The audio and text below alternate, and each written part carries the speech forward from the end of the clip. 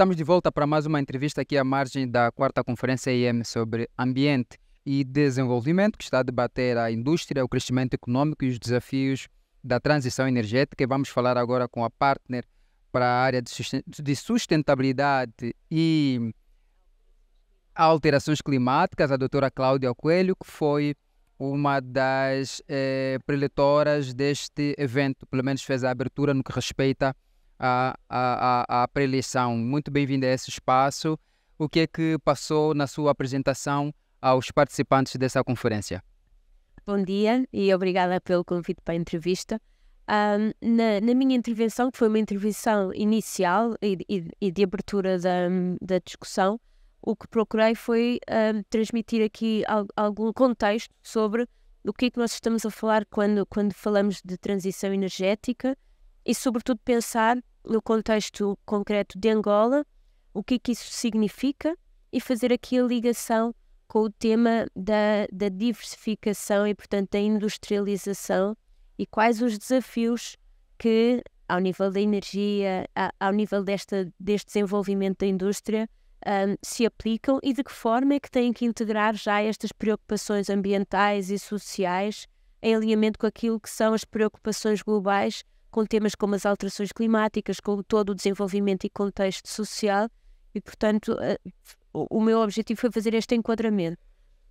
Sobretudo numa lógica de que existem, de facto, metas ao nível global e existe um plano para ocorrer uma transição energética. Essa transição vai necessariamente implicar uma transferência ao nível do uso de combustíveis fósseis, passando para um modelo em que apenas representarão 20% do consumo total de energia, mas que isso também representa depois um conjunto de oportunidades para outros setores, nomeadamente tudo o que tem a ver com o setor das energias renováveis, biocombustíveis, hidrogênio.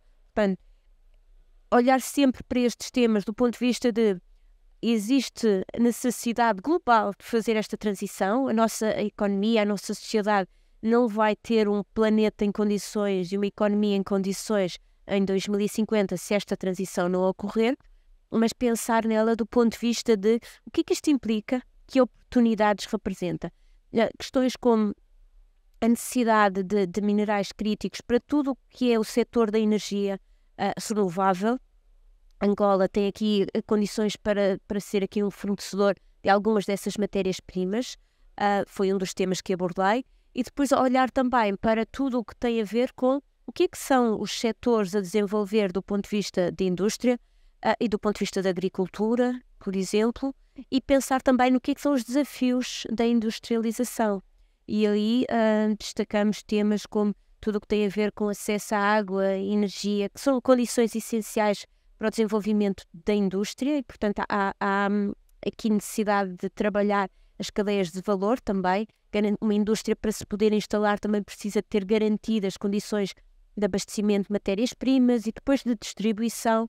Portanto, há toda uma base de infraestrutura necessária para a industrialização e depois, então, todo um caminho a percorrer também do ponto de vista da atração de investimento e do desenvolvimento de projetos industriais já sustentáveis, não é? Porque, no fundo, este é um bom momento para desenvolver projetos que já têm em consideração tudo aquilo que foram as novas tecnologias, as boas práticas ambientais e sociais que já fazem parte, no fundo, daquilo que se espera da nova indústria. Concretamente, quais são os desafios da industrialização no contexto da sustentabilidade, para Angola, no caso? Há aqui os desafios, como eu tinha mencionado, do ponto de vista de infraestrutura, ou seja, é absolutamente essencial haver um abastecimento de água, abastecimento de eletricidade ou acesso à energia em quantidade e disponibilidade, no sentido de não haver falhas. Tudo isso é essencial para uma indústria poder funcionar em condições. E depois existem também todos os aspectos relacionados com a mão de obra.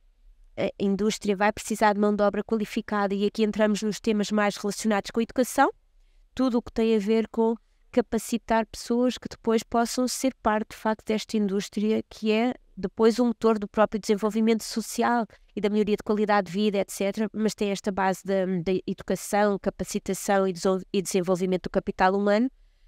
E, finalmente, o ponto da capacidade de atração de investimentos, ou seja, no que se refere a investidores internacionais ou mesmo a banca, cada vez mais eles têm um conjunto de critérios de investimento que implica a garantia de que os projetos vão ser desenvolvidos de acordo com os fatores ESG, os fatores ambientais, sociais e de governance que tanto se fala, e que quer o setor financeiro, inclusive o setor financeiro de Angola, quer tudo o que tem a ver com o setor financeiro internacional e outros investidores internacionais, tem esta base, uma base de projetos que têm que respeitar requisitos ambientais, sociais, de governance, e também depois a questão da estabilidade regulatória, enfim, todos esses aspectos são fatores essenciais para esta industrialização. Sei que devo terminar por causa do tempo, entretanto há uma questão aqui que eu julgo ser pertinente, tem que ver com o fato de Angola não ter ainda nenhuma legislação específica para regular o uso do plástico, né, que de resto é um desafio grande para a vida marinha. Qual é a pertinência do executivo angolano pensar numa estratégia, num documento que ajude a regular isso? O tema dos plásticos, ele coloca-se quando não existe um sistema para a recolha dos plásticos. O que é que isto significa? Se numa economia como a de hoje em dia, em que há muito recurso a embalagens, a plástico, e infelizmente isso é uma característica do desenvolvimento das economias. As economias desenvolvem-se e tornam-se mais consumidoras e mais produtoras deste tipo de resíduos de plástico.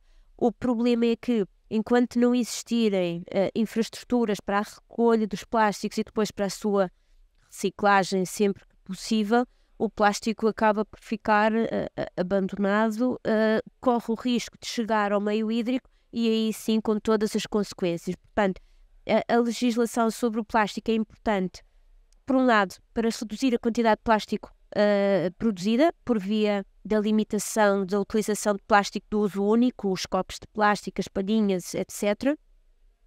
E por outro, para garantir que temos um sistema que evita que o plástico chegue aos rios e ao oceano. Doutora Cláudia Coelho, obrigado por estes esclarecimentos. Vamos fazer então fé que numa próxima ocasião voltamos a falar sobre este tema e outros de interesse público. E desejamos então uma boa tarde para si. Muito bem, obrigada e boa continuação de evento. Obrigado. Vou pedir que se mantenha no instante. Nós voltamos então para a audiência para anunciar mais uma pausa nesta transmissão. Vamos criar condições para novas entrevistas aqui à margem da 4ª Conferência IEM sobre Ambiente e Desenvolvimento. Até já.